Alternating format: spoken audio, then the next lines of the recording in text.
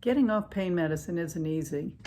I'm talking about opioids or opiates such as heroin, fentanyl, pills that you're buying off the street, or legitimately prescribed pain medication such as Percocet, OxyContin, hydrocodone, anything in that family such as Vicodin, Vicoprofen, Dilaudid. They're all tough to get off of, but you can do it. And there are currently 3 medically accepted treatments to help people get off these type of medications. The first one would be methadone. Methadone is considered a long-acting opioid. It's generally given at a methadone clinic, and patients have to go daily until they sort of earn the privilege of getting take-home medication for a longer period of time. For people who need the structure of a daily methadone clinic, this can be a great solution. For other people, having to go to a daily methadone clinic can really interfere with being able to have a job or to be able to travel out of town. The second type of medically accepted treatment for opioid use disorder are the buprenorphine products, such as Suboxone and Subutex. This is a partial opioid medication, and it doesn't cause the same kind of euphoria that the short-acting opiates cause, but it does effectively block the opiate receptors.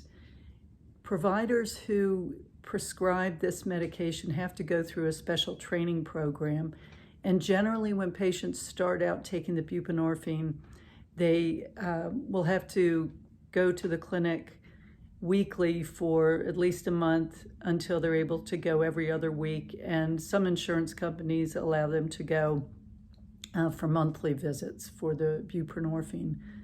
Both methadone and buprenorphine, since they do have the long-acting opioid characteristics, will cause withdrawal if they have to be stopped abruptly. So the third medically assisted treatment for opioid use disorder is naltrexone. Naltrexone is a pure blocker, so it essentially just sits on the opiate receptors. This does not allow for a person to use a short-acting or long-acting opiate, and there's no sense of euphoria associated with it. This also means that when the naltrexone wears off, there's no withdrawal period. At the Coleman Institute for Addiction Medicine in Richmond, Virginia, we've been specializing in the use of long-term naltrexone for several years. Our implant lasts for about 2 months, and our program provides 3 implants for a total of about 6 months coverage.